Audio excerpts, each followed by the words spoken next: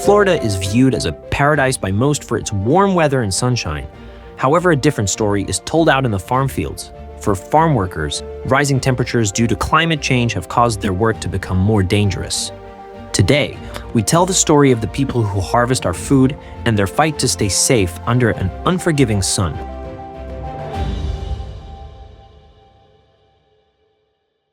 Mi nombre es Fidel Sánchez Flores. Mi nombre de la compañía es Sánchez Farm. De la cosecha que tenemos aquí en el estado de Florida, y la verdad estos años se ha cambiado mucho la temperatura y sí la verdad sí nos afecta a tanto los trabajadores como los agricultores que nosotros que tenemos en el rancho.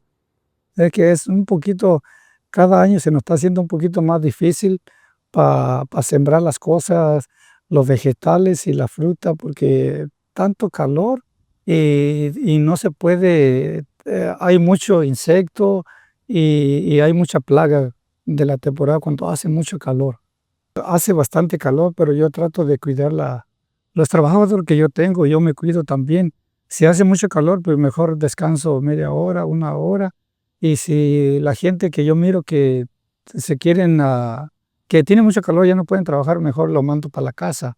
Pero siempre tratamos de tenerle su agua, lo que se necesite, que esté cerca en los troques que tenemos.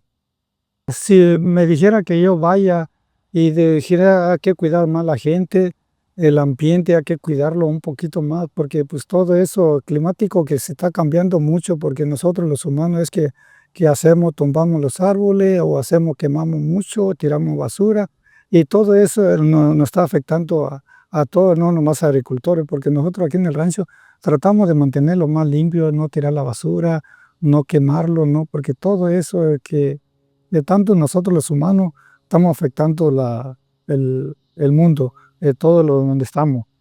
Del campo siempre va a estar duro, es un trabajo muy difícil, por eso mucha gente no lo quieren hacer y nomás los hispanos lo quieren hacer y ojalá que un día que nos visite el gobernador o algo de más arriba, que visite los campos donde están los trabajadores para que mire de mano qué es lo que están haciendo para levantar la cosecha, porque hasta arreglar la tierra y hasta que termine es mucho trabajo y sin los trabajadores no vamos a obtener lo que tenemos la tienda, nuestra mesa, sea fruta, verdura, todo lo que tenemos en la mesa todas las tardes cuando nos sentamos a cenar.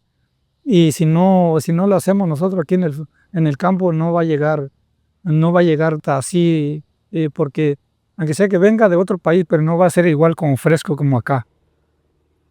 These stories are a consistent trend, but just how dangerous is the heat really? To understand the growing threat, we turn to the data. Dr. Thomas H. Culhane, the Director of Climate Mitigation and Adaptation at the University of South Florida's Patel College of Global Sustainability, has studied climate change on a global scale. I've seen the ravages of climate change. I started my career in the 1980s, and I became a National Geographic explorer in the early 2000s. And during this time, I was able to travel all over the planet. And for example, up in Alaska, we visited places where glaciers were gone, that had historically been there for generations, and they were just gone. I've been to the highlands of Nepal, up to Mount Everest Base Camp, and to the parts of the Hinku and Khumbu Valley, and seen places where, again, glaciers are gone, where villages were wiped out by not just snow melt and ice melt, but by the breaking of natural features and dams that had held back reservoirs of water. Lives are lost. And the hurricane intensities that we're seeing now, I'm 62. I have been coming to Florida since I was 12, and I've never experienced this in my life. So that generational observation gives me a different perspective maybe than people who haven't lived as long, haven't traveled to as many places, haven't deliberately gone and looked at the effects.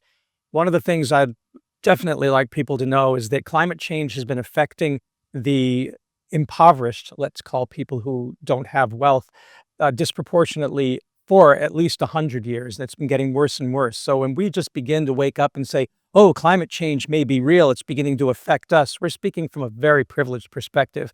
People that I've visited in India, people that I've visited in the Middle East, people that I've visited in Africa have been complaining about climate change for decades. I think Florida really is the sustainability swing state because we experience things that other parts of the United States haven't yet gone through, and we get it faster, partially because we are a peninsula that is sticking out right into the Gulf and into the Atlantic, partially because we are very, very low laying, and so we're going to have much more intimate relationship with sea level rise and saltwater incursion, obviously the hurricanes, but the heat that is our big burden being in the subtropics, because we're a very moist, humid climate, and the dew point temperature can easily go above what is considered safe in terms of a wet bulb uh, figure. That was always a risk in a humid, hot place. We don't have the ability to cast off heat like places that have less humid skies. If you're in the desert, for example, it can get really, really baking hot in the day, and then at night it'll get really, really cold, and all that heat radiates out into the atmosphere. Here, we've got a lot of cloud cover, we've got a lot of moisture. It's going to hold that heat in. And so as the global average rises, then the spot averages in different locations is going to rise extreme in extremis. Florida has the possibility of using the abundant sunlight and the abundant moisture and humidity that it has to its advantage if only we'd keep the vegetation. So if you're in the tropics, and I've worked in Guatemala in the rainforests of the Petén, I've worked and lived in Borneo in the primary rainforests following orangutans around doing research, we were always cool. So it didn't matter if it was the hot, humid tropics right along the equator. When you're in the rainforest, you have a really mild temperature and a lot of breezes because heat rises and cold falls and there's water features and that helps to cool off. Here in Florida, that's what it's like in a lot of our national parks that still exist in the Florida Wildlife Corridor. But elsewhere where there's been development, that vegetation is gone. So you're not getting that transpiration pumping motion. You're not getting that cooling. A good example of the difference between what's happening in the development of Florida and other parts of the world is my annual trips to Medellin, Colombia, which is again in equatorial region in the tropics. And there they have dropped average temperatures in the city of Medellin by at least 2 degrees because they've planted trees and urban vegetation and made vegetated bike paths and skate paths and walking paths. The city is so green that you come into the city to cool off. Here we experience urban heat island effect. That's the big difference. We have sacrificed all of the natural mechanisms for mitigating climate in our state. A lot of what people and wildlife need is shade.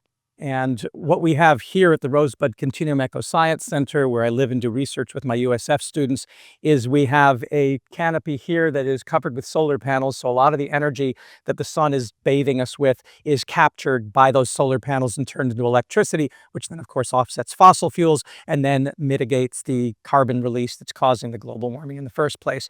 We've got solar canopies on shade structures. We've got pole-mounted solar. We've got ground-mounted solar. And often we'll see the sandhill cranes, for example, that were just on the property with us, when they need a respite from the heat, they'll go and stand underneath the solar panels. It's also good for the plants. It's called agrovoltaics. Here in Florida, people are beginning to look at it. And photovoltaics, where they're putting photovoltaic panels on ponds and then keeping the transpiration that is causing that evaporation that is causing the ponds to heat up. And then they're creating a lot of moisture.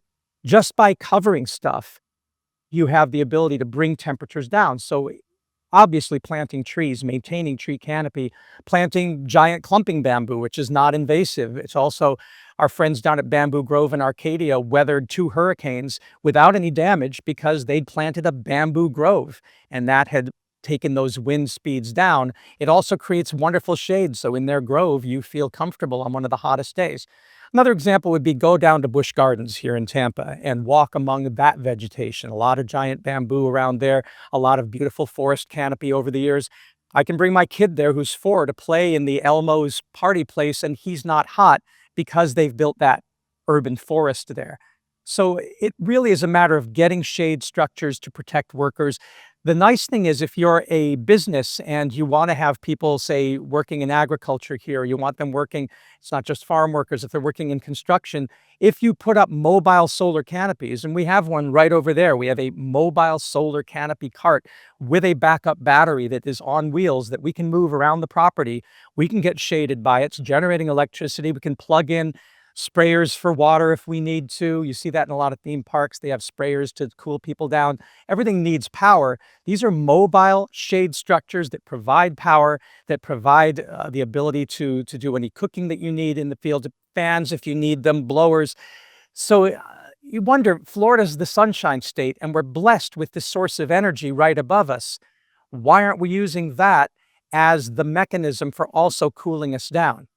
Now, in terms of innovative technologies for helping us get through this era of exacerbated global warming, we have behind me right here 3 biodigesters, one that's decorated to look and painted by the kids to look like a dragon. We call it Pete's Dragon. And then we have a wishing well, which is another biodigester made to look like Snow White's wishing well. And then another one at the bee pollinator garden here that's buried. And these 3 digesters take all of our food waste, our toilet waste, and our yard waste and turn them into biomethane, which is an alternative to the fracked natural gas, which is causing a lot of the problems. This is biogas that is made from our organic waste. So we have no waste, nothing going to landfill. That's 100% of our food and toilet and yard waste stays here on property, and it's safely turned into clean fuel and fertilizer. So we're not buying any chemical fertilizers to grow more of our food forest and our agroforestry tree canopy.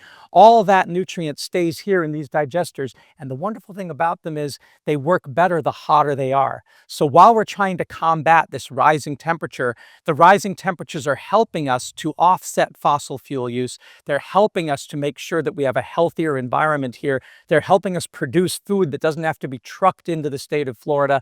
And we know that agriculture is one of the biggest contributors to the greenhouse effect. So we're able to get more independent from industrial agriculture, independent from fossil energy. And at the same time, we're able to use that electricity that we can generate from this biofuel and use the gas that we use for cooking and for water heating to generate energy to keep us cooler. I'm Susan Glickman. I'm the Vice President of Policy and Partnerships for the Clio Institute. And we want to talk today about extreme heat and what that means for outdoor workers, particularly in Florida. So our climate is warming from pollution from burning fossil fuels, such as oil and gas. And that pollution acts like a heat-trapping blanket over the earth. It's warming our oceans and our atmosphere. This is having a host of impacts, from melting glaciers, which causes sea levels to rise. Warmer waters are also causing hurricanes to rapidly intensify. We're also seeing more wildfires and droughts. One of the biggest impacts, though, is a rise in extreme heat. Some states have enacted standards, including California, Colorado, Minnesota, Oregon, and Washington. But Florida is not one of them, even though we have 1.8 million outdoor workers. The climate crisis is making Florida hotter and more humid, and we're having dangerous heat waves. The heat index, which actually combines temperature and humidity, topped 105 degrees on 42 days in Miami-Dade County, compared for the last 14 years, where we only had an average of 6 days at 105 degrees. So in Miami-Dade County, led by a farm worker organization called We Count, they were readying to adopt a heat standard for the county. What happened then was, as that heat standard became, more and more likely to happen, the industries that would be forced to provide adequate safety measures for their outdoor workers went to the Florida legislature with lobbyists in hand, and they passed a ban so that local governments could not provide heat standards for their local community. This problem is only going to get worse. I've been working on climate and energy issues for 24 years, and we're seeing extreme heat like we have never seen before. So we need common sense solutions. And that was what was proposed in Miami-Dade County. But when it looked like they might actually get some protections, we got the lobbyists out in droves, and the Florida legislature complied with that and ended the ability for local governments to protect their outdoor workers. Thank you for your interest in climate change and the effects of heat stress on outdoor workers. I'm Tom Bernard. As a professor in the USF College of Public Health, I've had the privilege to do research on occupation exposures to heat stress, both in the laboratory and in workplaces over the past 35 years. I can tell you that working outside on hot and humid days do not mix well. This combination is only getting worse with climate change. So let me explain heat stress first. Heat stress has two parts. One part is how hard we work. The more we work, the more metabolic heat we generate inside the body. We get rid of that internal heat through the evaporation of sweat from our skin. So the heat moves from the inside of the body to the outside. While not obvious, getting rid of that metabolic heat is the major problem in heat stress.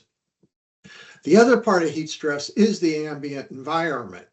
While high temperatures play a role, more importantly, it's the humidity. The higher the humidity, the more difficult it is to evaporate sweat from off our skin, and thus the more difficult it is to slough off the heat generated inside the body. Physiologically, we need to strike a balance between that heat generated in the body and the ability to remove it by sweat evaporation. When it is hot and humid, we need more rest breaks to let the body rid itself of the metabolic heat. So hot, humid days and work are a bad combination. This combination kills about 40 outdoor workers in the US each year. It also sends thousands more to the hospital. And these numbers are underestimated due to significant underreporting of workplace heat illnesses. Not only do these workers suffer heat illnesses, though, they're more likely to be hurt on the job due to accidents. And then all of this gets more difficult when you try to keep up productivity when you really need a break. Now, climate change is making all of this even more difficult. With climate change, what we call summertime is just getting longer by days. But the instability associated with climate change makes things more challenging. We are seeing more and longer heat waves. These heat waves increase the level of heat stress and keep it high for days and even weeks. None of this is healthy for outdoor workers. As Ms. Glickman pointed out, in the absence of any action at the national or state level, Miami-Dade heat management personnel collaborated with worker organizations to propose a heat stress rule. This rule was based on some fundamentals of drinking water, providing shade, and allowing rest breaks. So, your advocacy can save lives. Thank you. The data is clear. Rising heat isn't just a statistic, it's a threat to human health. On the front lines, healthcare workers are seeing the consequences firsthand. I'm Dr. Gomez Acevedo. I am an emergency room physician and I practice emergency medicine at ACA Florida Brandon Hospital. I've been practicing emergency medicine for the last 7 years. I often treat people who have heat-related illnesses from working outside or practicing sports outdoors. I see this frequently in patients who are farm workers or construction workers, and they are working outdoors for prolonged periods of time without having refuge or protection from the sun. Heat-related illnesses occur when our body temperature increases to an abnormal level. This can occur when our body is exposed to a very hot environment, and that can be from being in a hot room, a hot space, or from being outdoors exposed to the sun for a very long period of time. During that time, the body may start experiencing different types of symptoms depending on the spectrum of disease at that point, and there's many different types of heat-related illnesses that people can experience. The most common type and least severe is what we call heat cramps. This is when the body temperature just starts increasing, the body starts sweating profusely and to lose water. During that time, you may start experiencing abdominal cramps, leg cramps, and this is from all that water that is being lost. Next, if the temperature does not go down, people may experience what is called heat exhaustion. This is a more serious condition, and you may develop more serious symptoms, including nausea, vomiting, rapid heartbeat, fainting sensation, or also feeling very tired. This requires immediate attention to prevent it from progressing to the most severe type of heat-related illnesses, which is what we call heat stroke. Heat stroke is when the body has been exposed to heat for a long time and the temperature inside of the body reaches 103 degrees Fahrenheit. At that point, the mechanisms that the body has to compensate for that level of temperature are not sufficient to lower the temperature and can start affecting multiple of organs in the body, including your brain, your heart, your lungs. People may start having slurred speech. They may completely lose consciousness. They may start vomiting profusely. One of the obvious signs that is seen during that time is the very hot and red skin. And you may even see that there's not sweating. The skin becomes very dry, and that is from a mechanism of sweating completely failing to lower the body temperature. In addition to that, sometimes heat exposure may also increase and make worse some of the chronic illnesses that people experience, including heart conditions and lung conditions. So it's important to recognize the signs so that we can seek attention for other people when they're required. There is multiple things that people can do to prevent the development of heat-related illnesses, especially if they're going to be working outside for a long period of time. The number one thing that they should be doing, and this is the most important thing, is that they need to stay hydrated. They should be drinking plenty of water throughout the day. It's also ideal if you can work with someone else outside. That way they can intervene if they notice any of the signs that people can develop when they're having any heat-related illness. You also want to take breaks throughout your day, make sure that you are resting and going into the shade to kind of take pause from that exposure to the sun. Additionally, if you can plan your work to happen during the cooler parts of the day, that could be in the early morning or in the late afternoon, that will help you from being exposed to the hot sun, especially here in the state of Florida. And it's very important to also know the signs. If you can recognize the signs in yourself, that will help you prevent the progression of any heat exposure into a heat-related illness. If you see someone who is having any of the signs of a heat-related illness, you should help them right away. The first thing you can do for them is to remove them from that hot environment and take them inside of a shaded area. If you can find air conditioning, that is even better. Then you want to get all their clothes loose. You want to get that air circulating around their body. If you can find a bath, then you can help them get submerged into that cold water. However, if that is not available, you can use some wet clothes and just put that directly on their skin, and that will help lower their body temperature.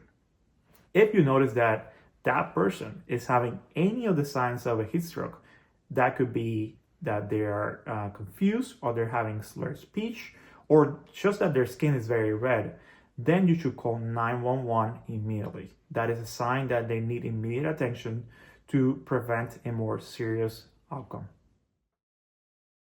The effects of extreme heat are undeniable, and the stakes are rising. But farm workers and their advocates aren't staying silent. Across Florida, a movement has been growing, one that calls for greater protections and change. Thank you for inviting us to be part of this documentary on extreme heat. I would say a little bit about how I got involved in 1999. It's when me and my friends came to work in the tomato fields in Immokalee. We were working for about 2 weeks and asked the boss to pay us $20 of the work we had already done. He got offended because we needed that money to buy utensils and basic staples to cook our own food, because we were getting sick from the food that was sold in the fields by a relative of this crew leader. So he ended up firing us, kicking us out of the mobile home where we were living. So in the same week, we were jobless, moneyless, homeless, and we didn't know anyone. That was our welcoming to Immokalee and to the tomato industry. After that, and because of that desperate search for work, is that we were able to connect with a crew leader on the harvesting of oranges, which are called chiveros. So this chivero happened to be the connection between workers on the second case of modern-day slavery that the Coalition of Immokalee Workers helped to bring to justice by connecting workers with federal authorities like the FBI, the Department of Justice, the year before. We met with these workers that were coming back from Chicago at that time, became roommates, and they introduced me and my friends to the Coalition of Immokalee Workers. That's how I started to participate in the weekly meetings. Every Wednesday, they were preparing a march of 234 miles from Fort Myers to Orlando to ask for better wages and working conditions and a place on the table to have dialogue. Prior to that moment, the community of Immokalee was organizing in different actions that took place in the 90s. The first one was a general strike with more than 3,000 workers in 95, then again in 97, and again in 99. But one action that was very important during those years was the hunger strike of 30 days that 6 workers did, asking for dialogue and a place on the table with the tomato industry. And what took place was a statement that came out by a grower who was asked by a smaller grower, why not sit at the table with these workers that have been going without food for about a month? Some of them were going to the hospital. A lot of news were happening around the demands of the workers of simply being able to talk about how to eliminate the conditions that have plagued the industry for generations. Conditions that range from stagnant wages since 1978, 40 to 45 cents a bucket of tomatoes, which means that in a normal day a worker would have to pick 2.5 tons of tomatoes just to make the equivalent of minimum wage. Situations of sexual harassment happening across the entire industry for women. Situations of violence in the field, 7 to 10 cases reported to legal services here in town prior to the coalition even arriving to the community or being formed by the community. And in the most extreme cases, situations of modern-day slavery that happen almost every year. So when those workers were asking for dialogue, the growers, the idea was to sit at the table and talk about those two things, how to eliminate abuses and how to improve the wages that were stagnant for too long. The answer of this grower was, I'm going to put it to you this way. A tractor doesn't tell a farmer how to run his farm. And that pretty much encapsulated the way in which the industry saw the workforce of the community of Immokalee, not even as human beings. So we understood that the fight was not just for basic protections. It was not only to increase wages. It was much more basic. It was about recognition of the humanity of the workers in these operations. And because of that, we knew that we were not going to be able to bring the industry to the table and establish the systemic change that our community was pursuing since the 90s. We realized as a community, and by then I was part of that fight, that we needed to change the question, that we needed to ask the question of the economist, which states who benefits the most, because tomatoes and all the produce that we're working to get out of the fields to harvest in the fields, it's producing wealth, just not for us, just not for the workers who do the most heaviest of the process of production in the fields. So with that in mind, we started to look into the market, and we realized that big corporations were using their incredible buying power that had at that point grown exponentially. Fast food was all over the United States and all over the world. And just a few decades before we did that analysis, they were just ideas in certain regions of the U.S. With their incredible buying power, they were demanding the lowest possible price to maximize their profits. And they were dictating the size, the state of maturity of the tomatoes they needed. And the most important thing that connected with our broken economy was the fact that they were dictating the prices, leaving the agricultural industry of the state of Florida with little option in terms of where to cut costs of production, because that was the only way to keep the orders flowing through the market. We were subsidizing with our sweat and suffering the artificially low price that the market as a whole was demanding. So that's why we started with Taco Bell. And that is what has brought us to implement some really important and powerful changes in the agricultural industry.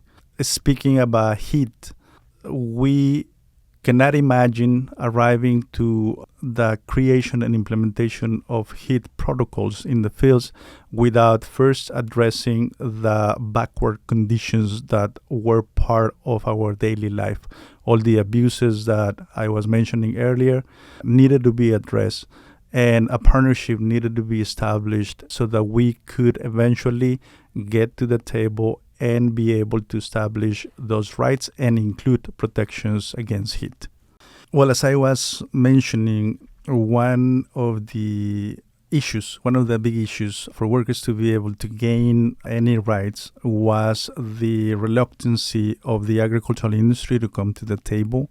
That's why we started with the Campaign for Fair Food. And after several agreements with corporations like Taco Bell, McDonald's, Burger King, and even Walmart, a total of 14 corporations that have signed on to what we call the Fair Food program, made it possible for us to be able to include the rights that are related to the risk around climate change. Whether you believe or not in climate change, the thermometer don't lie. And we are the people who many times, I personally, with the crew of watermelon harvesters that we formed for many seasons, 14 seasons, my case, we have seen how the thermometer hits sometimes the 105 degrees plus humidity. In Georgia, we did that. In Florida, we've done that. And in other states like the state of Missouri, in the little town of Kenneth, where we went for many, many years. So when talking about climate change and talking about the rights that are so desperately needed, we knew that we needed to first create the power that was necessary for workers to be protected, to exercise the rights that they needed. So included on that, under the Fair Food program, because of the agreements with these 14 corporations, we created the demands of the payment of a premium that comes from buyers, the implementation of the right to complain without fear of retaliation that has resulted in more than 10,000 problems identified, 4,000 complaints that have been reported and investigated and resolved, and also the inclusion of shade in the fields since the beginning of the program in 2011. In terms of the protections that exist in the fields, over time, because of the collaborative nature of the Fair Food program between workers and growers, as well as the corporations that are signatories to the FFP, we have been able to, with a working group of growers and members of the coalition, myself included in some of those conversations, to craft the first protocols to protect workers against extreme heat. The Fair Food Program Heat Stress Illness Awareness Prevention and Response Plan that was discussed since 2021. It started in the season 2021-2022. That included several things to guarantee the workers are protected against the risk that the increasing temperatures pose for them in the hottest months of the year. So it started with protections that included that employees and supervisors will be trained on this plan, including the mandatory cool-down rest breaks. Those breaks are mandatory, and they are they are breaks that have to happen every 2 hours of at least 10 minutes. It can be a little bit more time of break depending on how hot the day is. But those protections extend now from April 15 to November 15 because we have been observing, for example, last year, July 2023 was the hottest month in the history of records. I think it's 174 years. It was the hottest month recorded. And that obviously poses a big risk for every outdoor workers, but especially for farm workers that, according to a study, are 34 more times at risk of dying than any other worker in the outdoor. So for us, this is extremely important because every year we see how workers become big news in different parts of the country because they are dying due to the heat, the extreme heat that they have to work under. So this plan, the heat protocols as we refer to, include also training for farm workers and supervisors on the signs and symptoms of heat illness, the effect of common health conditions, and how the reaction to high heat appears, so that everybody is able to identify it and report it right away. Every company needs to have an emergency plan of response under these protections that are part of the Fair Food program. And for us, what we have seen is that from the most unlikely place that you can think of, one community that has been marginalized forever, emerged the best protections that exist in U.S. agriculture today. And this is not just us saying it. This is something that the Washington Post did in a story titled, "These Farm Workers Created America's Strongest Workplace Heat Rules," published on February 17, 2024. And that was an extensive piece of investigative reporting. And what it tells you is that when the community organizes, when the workers are the driving force of both the campaign for fair food, in our case, the creation of the Fair Food Program Code of Conduct, and the implementation as auditors and monitors of their own rights in their own place of work, with clear protections by the market that is ready to cut purchases if farms are refusing to implement these protections, that makes a complete difference in the lives of every single worker.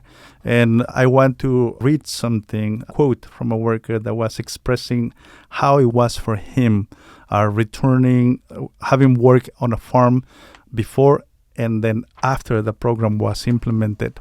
He said, "I worked here 10 years ago, and it was a very abusive environment. We were rushed to work harder all the time, and we were yelled at and disrespected. We felt beaten down, nervous around our supervisors, and worked almost like slaves. We had no one to complain to about this abuse, so nothing ever changed. I heard from friends that continued to work at that farm that things had changed. Then I came back to work. The environment here is so much better.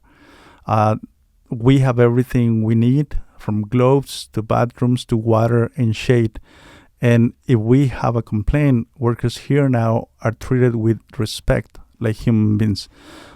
So the fight that started and the strategy that we follow that started with analyzing the market as a way to bring the agricultural industry to the table, knowing that we were considered tractors, machinery that's disposable, to get to a point in which a worker can tell you, before we were treated not as human beings, and now there's respect in the fields. Now we can speak up and not be afraid, and they don't have to tolerate any situation that's disrespectful, that's abusive. They don't have to be yelled at or treated like slaves, as he was describing. That's what we refer to as day and night. And this is a new day for workers in the fields. This is what makes it possible for us to be talking about heat protections that are effective and that are the best of its kind Another thing that it's important to note in regards to the protocols around heat is that in conversation with the working group made up of growers and also members of the Coalition of Immokalee Workers, there was an agreement to include electrolytes. This was with the basis on science that have proven that simply drinking water when you are exposed constantly to extreme heat is not sufficient to prevent kidney illnesses that can develop over the years. So this study revealed that the drinking of electrolytes is the best way to prevent long-term diseases like that. And because of that, we were able to, in conversation with the growers, get to an agreement in which every participating grower under the Fair Food Program will include electrolytes to make sure the workers have that extra layer of protection. We know that the trends in the increasing in temperatures is only increasing every year. This year, we've seen many records being broken in many different counties where people are taken to work. So this is especially important, and it's a reflection on how the program deals with problems in real time, but it is also the tool that has served to be able to bring protections long term. And as you can tell, the Fair Food Program has been created because our approach was through the market instead of legislative efforts. We as farm workers are excluded from the National Labor Relations Act, which limits our ability to be able to be granted protections that exist in other industries or to have a voice. We also live in a state that's very conservative. And when it comes to workers trying to organize to gain protections against heat for outdoor workers in other places here in Florida, like Miami-Dade, the organizing efforts didn't get to a point where they were able to gain those protections because the industry wasn't willing to do any changes, and because through legislative channels it was shut down because of the interest of the big corporations here in the state. So when you think about that, as a community, in our case, we cannot wait for legislators to find their conscience. And we focus on the things that have granted us the protections that we needed. Through the market, we have found a way to be able to guarantee that the workers don't have to risk their lives when they are working. So we only hope that we can replicate all of these with other communities. We are currently collaborating very closely with an organization named We Count, based in Homestead. They are trying to replicate also the Fair Food Program in their own context. Heat exposure and all the risk involved are part of what they are trying to also incorporate in their code of conduct that hopefully soon will be protecting workers in the nurseries around that part of the state. During our weekly meetings that we do every Wednesday at 7 p.m. and also during the monthly meetings that we have with the Central Committee, which is formed by the most active members that choose to be part of it. We don't really discuss these things in those terms because for us it's a more visceral conversation. We feel the heat on our body. We know how it feels when you start to feel dizzy in the fields, when you start to feel the cramps, your muscles getting all tense and you're not able to walk. I've seen friends collapse while we have been harvesting watermelons. I've seen, really close people to me wake up in the middle of the night screaming after a day of work because of the effects of dehydration. And I have also been on an ambulance going to the hospital trying to save a friend that fortunately was attended on time. But many workers don't have that luck. Many workers become a statistic. So for us, when we talk about those things, we talk about what's necessary to be able to expand the protections that we have seen being implemented in the Fair Food Program, and we are fighting to expand the Fair Food Program to more and more farms, and we are eager to share the formula that work for us in the fields with workers in other sectors, and whatever the protections against heat are necessary, the Fair Food Program incorporates those. So that's how we feel in participating farms. We feel very excited that that's happening, that those protections are in place, and that they cannot be ignored. Outside the program, it's scary. We continue to see all the abuses that we were describing earlier, including cases of modern-day slavery. And if you can imagine the work already being really heavy, inside cases of modern-day slavery, or where there are bosses that are abusive and threaten the workers, threaten their families, you can only imagine how much more difficult it is under the extreme heat. So we are trying to have conversations about what to do. We have conversations about how it feels. And in our own way of describing and having these conversations around climate change, we go to the bottom of things in a really deep way. That's why, as I was saying earlier, the Washington Post was publishing this long series of interviews where they were describing the program as the strongest workplace heat rules created by workers themselves. The Fair Food Program is the result of legally binding agreements that we were seeking through the Campaign for Fair Food. We started with Taco Bell. Over time, we reached agreements after Taco Bell signed in 2005. Other agreements happened with McDonald's, with Burger King, Subway, Whole Foods, Bon Appetit, Aramark, Sodexo, and even Walmart. So there's a total of 14 corporations that when they buy from farms, they concentrate their buying to farms that are implementing the protections that under the Fair Food Program.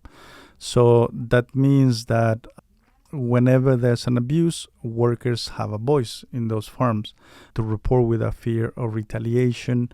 That also means that corporations that sign on to the program are committing to zero tolerance for modern-day slavery, sexual assault, and also child labor. This is what's currently on the zero tolerance part of the Fair Food Program. And any complaint that a grower refuses to fix by a worker, or if there's interference with the investigators that will visit the farm once they receive a complaint, these investigators run a 24/7 line that never goes to voicemail, and they are part of the Fair Food Standards Council, which has a task of overseeing the implementation of the program in both levels, at the level of the growers as well as compliance from the part of the corporations that are signatories to it. With this, we have seen how all the complaints have been investigated and resolved in record time. There's no one single report that has taken more than a month. Most of the cases are resolved within 2 weeks, and some of the most common problems that are reported are fixed within the same week. So that shows the difference between somebody reporting being discriminated against in the fields, or being pushed to work to their limit until they start feeling sick because of the heat. Workers don't have to do that in the Fair Food Program, and that's precisely what the program was created for. The farms, any farm that refuses to be in compliance or to fix a problem is not in compliance automatically. So any complaint that is ignored by any grower can become a zero tolerance. And what that means is they're going to be placed in probation until they and given a reasonable time to fix the problem. If there are structural changes that they need to do, then they will have that time to do that. But if they don't, then they will be suspended.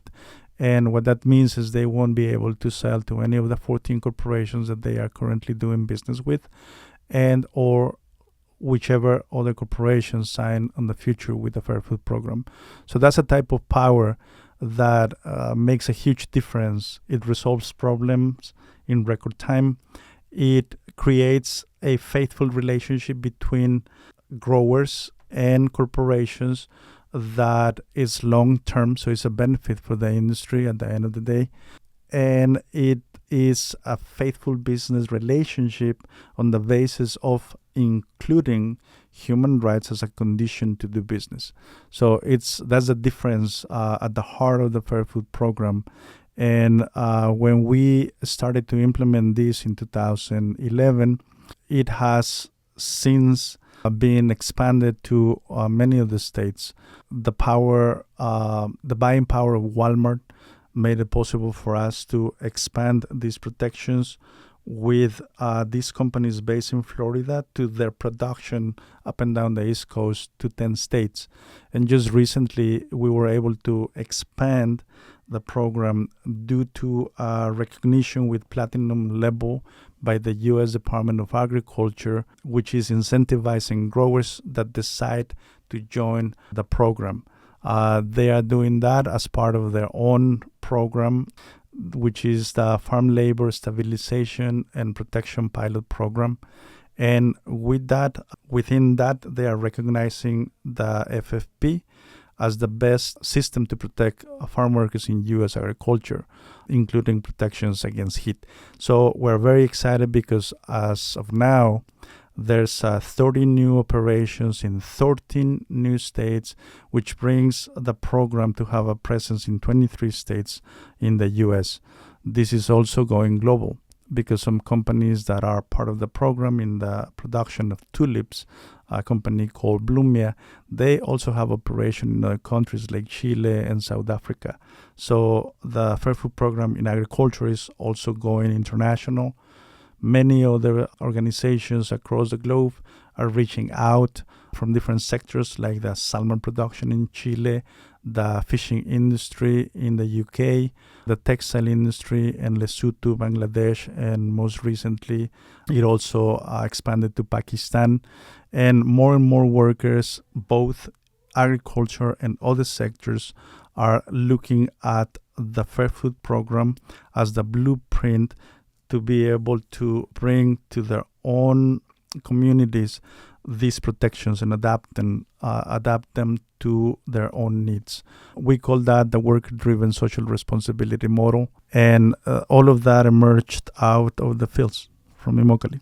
We don't consider ourselves an advocacy group because from the campaign to from the organizing in the community in the 90s to the campaign for fair food, to the Fair Food Program and its code of conduct, everything has been crafted by the community itself.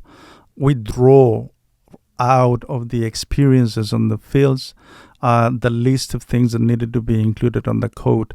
We had ongoing conversations with the community about why pursuing these changes to the market was something that makes sense to us, with the goal being a systemic change of the industry that refused to recognize our humanity.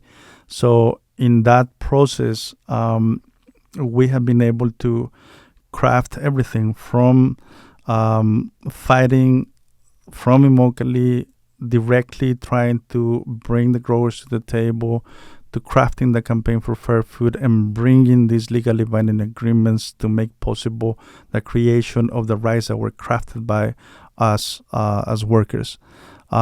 So we don't think about us as advocates. We think as a community that it's a farm worker community organizing, fighting for their most basic human rights and making sure that we always in the middle of every single important decision that have to do with our future. And that's what we are encouraging other people to do. In the efforts to support communities, if you're an advocacy group, in those efforts to support communities, the WSR, which is how we call it worker-driven social responsibility. The worker-driven aspect of all the things that we have created here include the voices and the experiences, as well as the strategies to change the conditions. All of those things need to come from the community that is directly affected, directly impacted by the abuses, by the situations that the communities are aiming to change. Because this is the only way in which it can be ensured that everything from the fight to the changes accomplished will be adequate and in line with the demands of the community. So we encourage advocates to follow the lead of the people that you are trying to support. And we encourage other communities that might hear this recording to also try to organize. Always, like communities, sometimes for many, it can be a difficult thing. But there are lessons that can be shared, and we will be happy to always share that with any group of workers that are looking at the problems, that might see them and think that it looks really difficult to imagine changing the conditions, whatever they are working. It is not when you are organized, and for us it would be an honor to be able to engage in conversations in regards to how we have organized, what worked better, how we crafted the Fair Food Program, and how that allowed us to create a safer environment for us to work without having to risk our lives in extreme heat days, and not just that, but also in regards to other dangers like the exposure to chemicals, the thunderstorms that are very common in Florida and other states, and the risk associated with all of that. There's many provisions that have been included in the program to guarantee the safety of workers. And it would be for us really great to be able to share all of that, see what applies to other communities if they want to do that.